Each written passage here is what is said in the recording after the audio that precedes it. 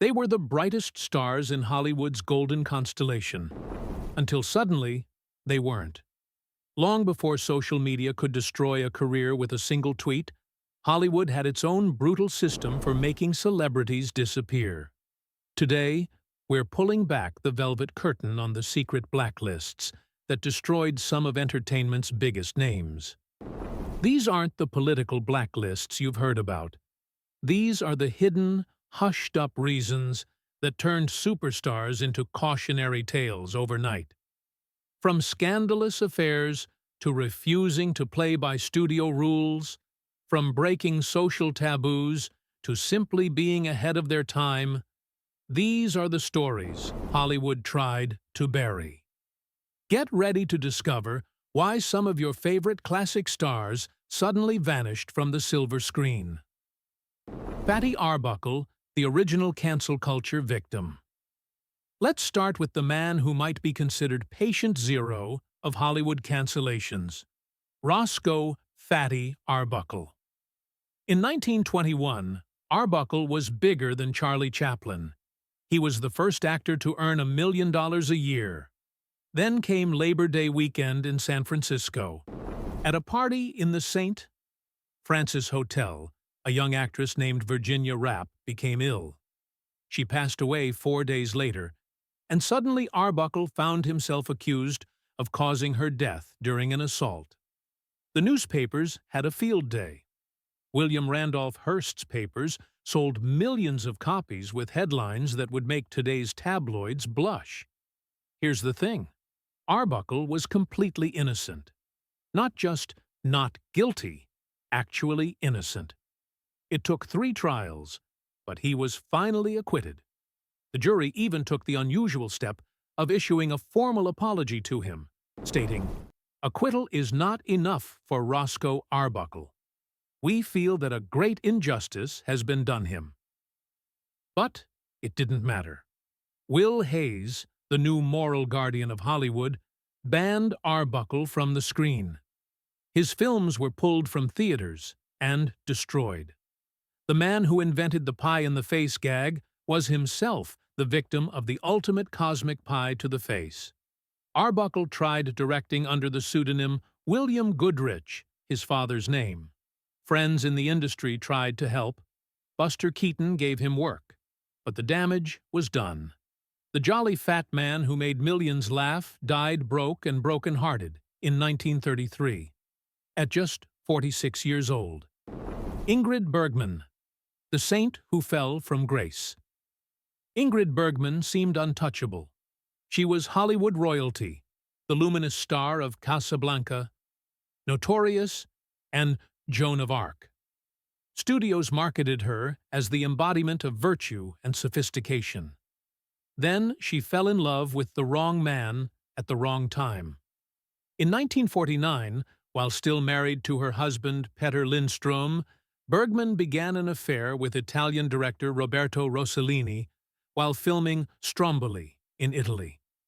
When she became pregnant with Rossellini's child, the scandal exploded like an atomic bomb. The reaction was swift and vicious. On the floor of the U.S. Senate, yes, the actual Senate, Senator Edwin C. Johnson denounced her as a powerful influence for evil. He called her Hollywood's apostle of degradation and demanded she be barred from American films. The hate mail poured in by the thousands. Former fans sent letters calling her names that can't be repeated here. Her films were pulled from theaters. RKO voided her contract. She was essentially exiled from Hollywood, living in Europe for 7 years. The irony: just 7 years later, America welcomed her back with open arms. She won her second Oscar for Anastasia in 1956, and the same audiences who had condemned her now applauded her comeback. But those 7 years in exile, that was time and opportunity she never got back. Mae West, too hot for Hollywood. Before Mae West conquered Hollywood, she conquered Broadway, and that's exactly what got her in trouble. In 1926, she wrote, produced, and starred in a play simply titled Sex. Yes, that was the actual title, spelled out in lights on a Broadway marquee. The play was a sensation, running for 375 performances. Then the New York police decided enough was enough. They raided the theater and arrested the entire cast. Mae West was sentenced to 10 days in jail for corrupting the morals of youth. Did this stop her? Hardly. She wore her arrest like a badge of honor, riding to jail in a limousine, and later claiming she wore silk underwear the entire time. When she got to Hollywood, she brought that same dangerous energy with her. Her first film, Night After Night, featured the legendary exchange. Goodness, what lovely diamonds. Goodness had nothing to do with it, dearie. The censors went crazy. Her next film, She Done Him Wrong, saved Paramount from bankruptcy, but nearly gave the Hayes office a collective heart attack. By 1937, the pressure was too much. The censors issued what amounted to a shut-up order. Every single line of her dialogue had to be pre-approved. Radio networks banned her after a seemingly innocent sketch about Adam and Eve that they deemed too suggestive. The supreme irony? The more they tried to silence Mae West, the more famous she became. Every banned line, every censored scene just added to her legend. She didn't just survive her blacklisting. She turned it into a marketing strategy. Lena Horn. The secret that destroyed a career. Lena Horn was supposed to be Hollywood's breakthrough, the first black actress to be promoted as a glamorous leading lady. MGM signed her to a long-term contract in 1942, unprecedented for a black performer. But there was one secret that could destroy everything, and in 1947, that secret came true. Lena had fallen in love with Lenny Hayton, a white musician and arranger at MGM. Interracial marriage was illegal in California until 1948, so they married in Paris. When word leaked out, the reaction was explosive from both black and white communities. MGM went into damage control mode.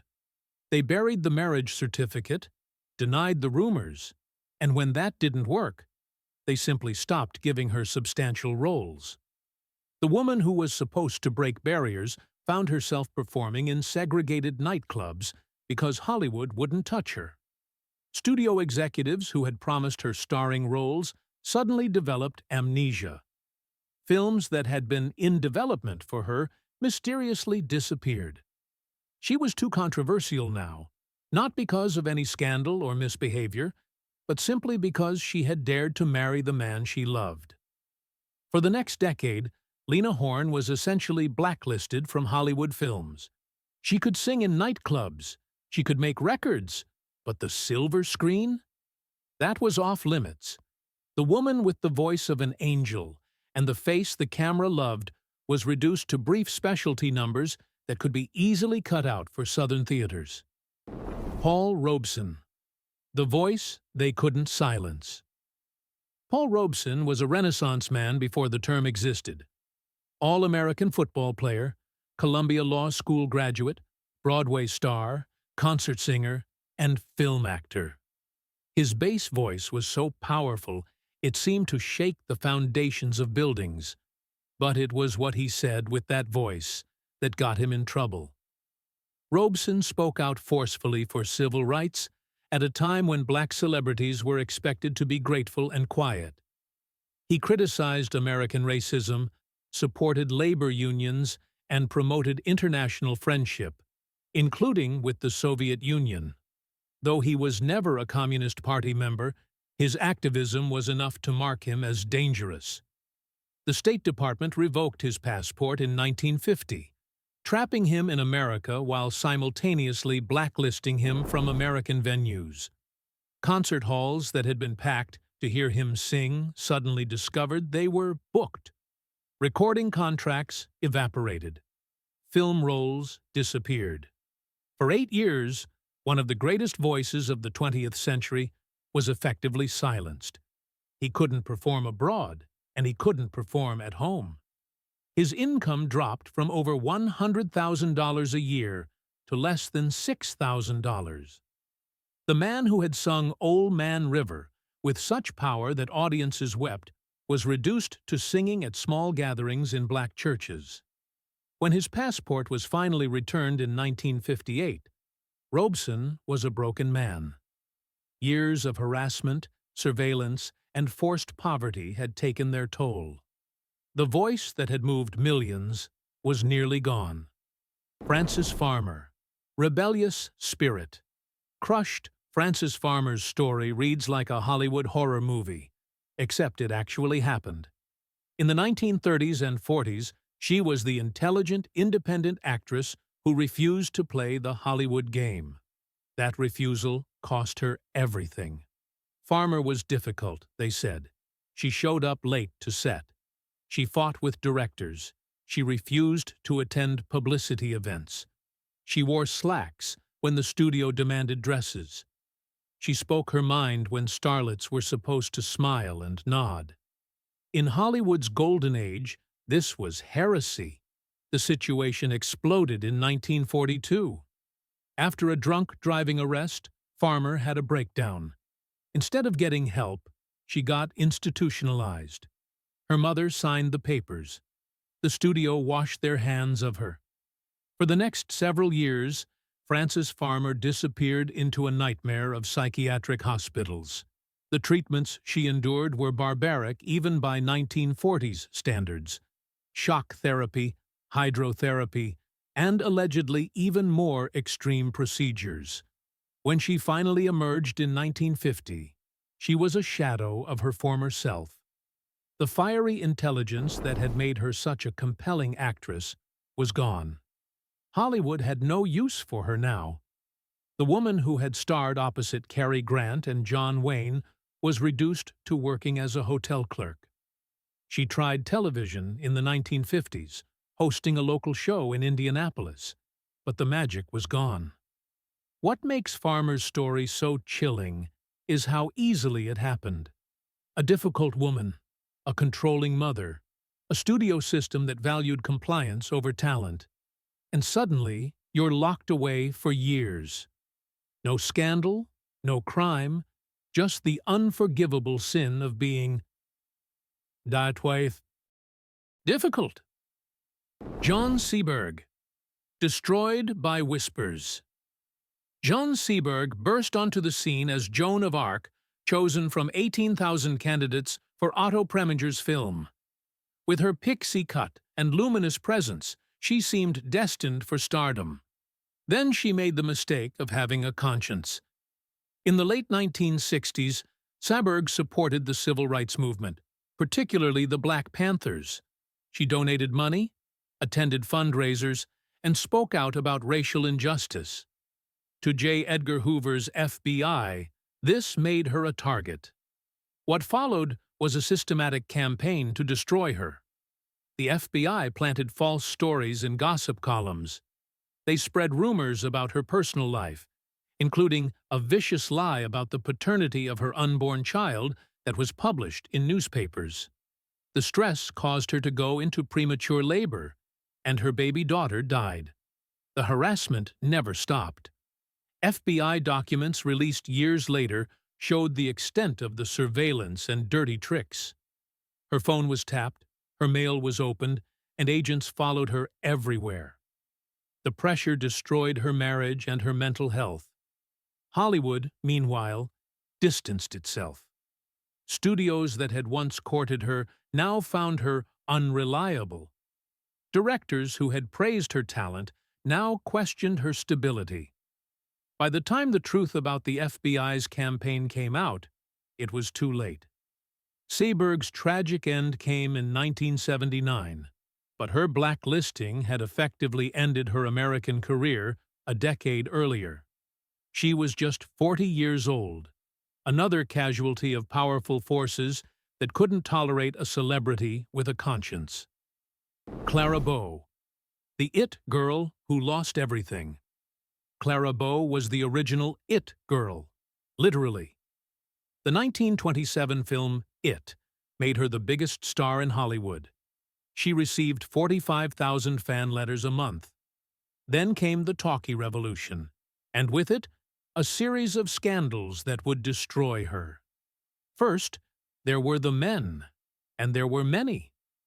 In an era when female stars were supposed to be pure as snow, Clara's romantic life was front-page news. Her former secretary, Daisy DeVoe, went to trial with tales of Clara's love life that shocked 1930s America. The trial revealed details about gambling debts, wild parties, and romantic entanglements with everyone from Gary Cooper to the entire USC football team. A rumor that was almost certainly false, but stuck anyway. Then there was her voice. When talkies arrived, Clara's thick Brooklyn accent didn't match her glamorous image. The studio sent her to voice coaches, but the damage was done. Audiences who had loved her in silent films rejected her in talkies. But the final blow was her mental health. Clara suffered from what we'd now recognize as severe anxiety and depression. In 1931, at the height of her fame, she had a nervous breakdown. The studio's response? They voided her contract. Clara Bo retired from Hollywood at 26, at an age when most actresses are just hitting their stride. She tried a comeback in 1933, but the magic was gone. The It girl had lost it, and Hollywood had no patience for damaged goods. Peg Antwistle, the tragic symbol of Hollywood's cruelty.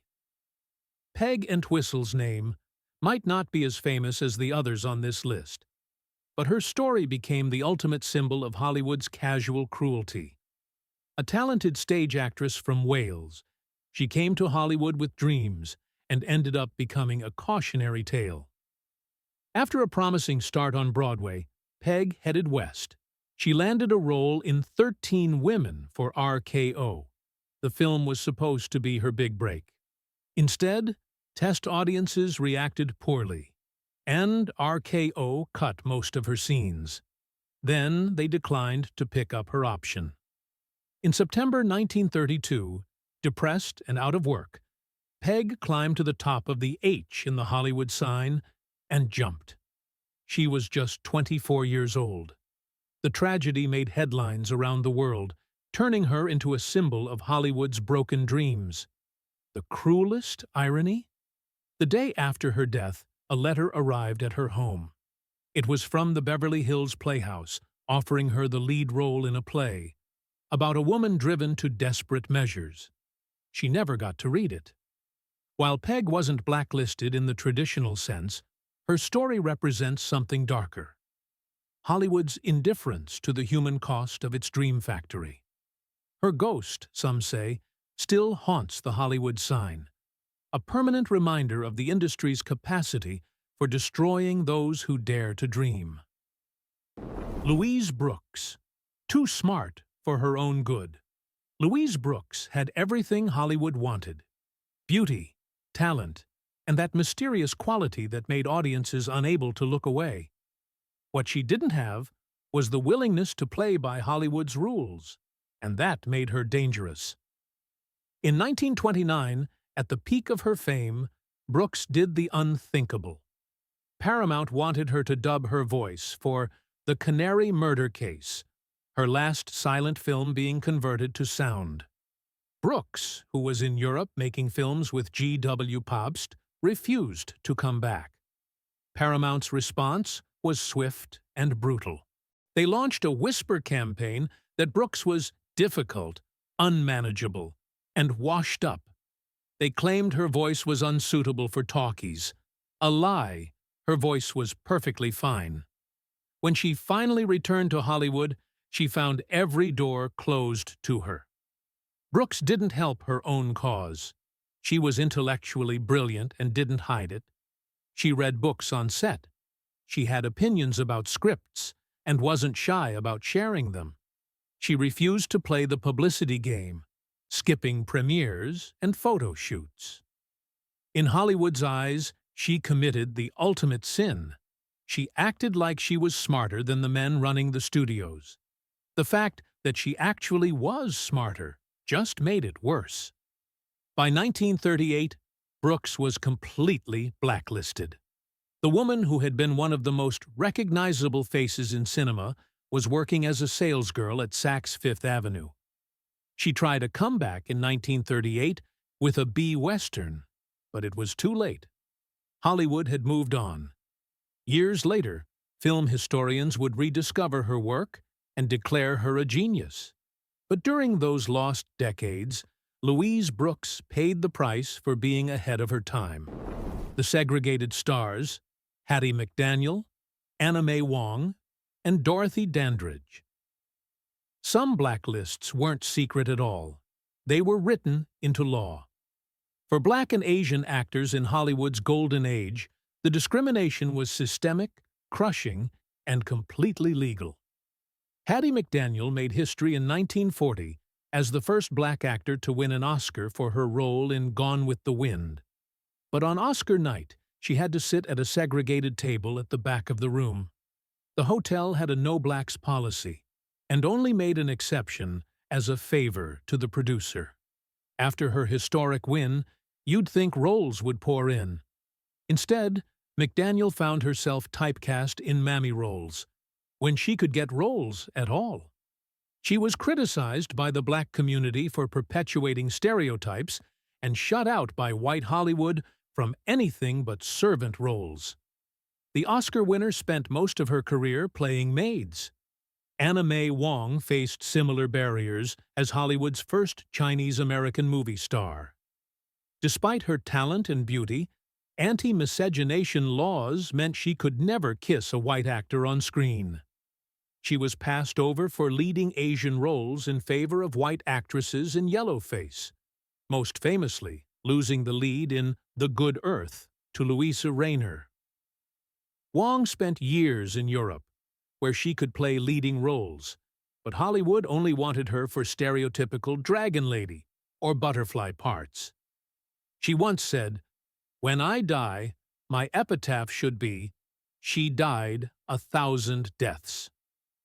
That's how many times she had to die on screen, because Hollywood couldn't imagine an Asian woman with a happy ending. Dorothy Dandridge seemed poised to break through all barriers. Stunningly beautiful and immensely talented, she became the first black actress nominated for a Best Actress Oscar for Carmen Jones in 1954. But her relationships with white men, including director Otto Preminger, made her radioactive in Hollywood. Dandridge couldn't stay in the hotels where she performed. She couldn't eat in the restaurants where she was the star attraction. And she couldn't get the roles that her talent deserved. Despite her groundbreaking Oscar nomination, she spent most of the 1950s performing in nightclubs because Hollywood wouldn't cast her.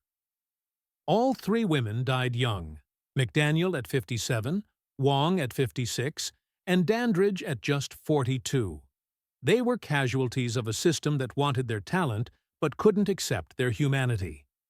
The Mavericks, Orson Welles, and Erich von Stroheim. Sometimes, genius is its own worst enemy in Hollywood. Orson Welles and Erich von Stroheim learned this lesson in the most painful way possible. Orson Welles arrived in Hollywood as the boy wonder who could do no wrong.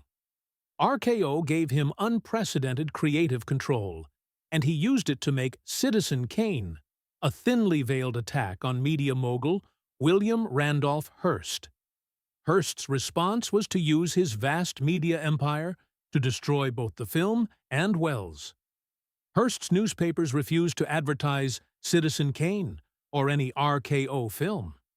Theater chains, fearing Hearst's wrath, refused to show it. The film that would later be called the greatest ever made was a box office failure. RKO lost faith in their boy genius. Welles's next film, The Magnificent Ambersons, was taken away from him and butchered in editing. After that, no studio would give him final cut. The man who revolutionized cinema spent the rest of his life scrambling for financing, taking acting jobs to fund his directing projects, many of which were never finished. Erich von Stroheim's downfall was even more dramatic. In the 1920s, he was Hollywood's mad genius, creating epics of unprecedented scale and artistic ambition. His masterpiece, Greed, was originally 9 hours long. MGM cut it down to 2 hours, destroying what many considered von Stroheim's masterwork. His uncompromising vision and explosive budgets made him unemployable as a director by 1929. The man who had directed some of silent cinema's greatest achievements was reduced to playing Nazi villains and butler roles. Hollywood had no room for artists who wouldn't compromise. Both men were effectively blacklisted not for scandal or politics, but for the unforgivable sin of being uncompromising artists in a commercial industry. The voice that didn't match, John Gilbert. John Gilbert's fall from grace has become Hollywood legend, though the truth is more complex than the myth. As the great romantic lead of the silent era, Gilbert was earning $10,000 a week in 1928. Then came sound, and with it, disaster. The legend says Gilbert's voice was too high-pitched for his romantic image. Test audiences supposedly laughed when they heard him speak in his first talkie. MGM, the story goes, buried him rather than risk their investment. The truth is more sinister. Gilbert's voice was fine. You can hear it in his surviving films. But he had made a powerful enemy in Louise B. Mayer, head of MGM. Gilbert had been engaged to Greta Garbo, and when she left him at the altar, he made the mistake of getting drunk and punching Mayer at the wedding reception. Mayer allegedly told Gilbert, "I'll destroy you if it costs me $1 million." And he did. MGM put Gilbert in inferior pictures, edited his scenes to make him look foolish, and spread rumors about his squeaky voice. They offered him insulting contracts designed to make him quit. By 1934, the man who had been Hollywood's highest-paid star was broken, alcoholic, and unemployable. He died of a heart attack in 1936 at just 36 years old. Sound didn't kill John Gilbert, Louise B. Mayer did. The ghosts that still haunt Hollywood. These stories aren't just historical curiosities. They're warnings. Every one of these stars was destroyed not by lack of talent, but by a system that demanded conformity, punished independence, and discarded human beings like broken toys. Some were ahead of their time, speaking out about injustice when silence was safer. Others simply fell in love with the wrong person, or refused to play by arbitrary rules. A few made mistakes, human mistakes, that were punished with career death sentences. What's most chilling is how arbitrary it all was. One day you were a star, the next you were poison. No trial, no appeal, just whispers in executive offices, and suddenly every door was closed. Today's cancel culture might seem new, but Hollywood has been destroying its own since the beginning. The methods have changed. Social media instead of gossip columns, YouTube instead of the Hays office. But the brutal efficiency remains the same. The next time you watch a classic film, remember the faces that aren't there. The careers cut short, the talents wasted, the lives destroyed. They're Hollywood's ghosts, and their stories deserve to be remembered. Because those who forget history are doomed to repeat it, one canceled star at a time.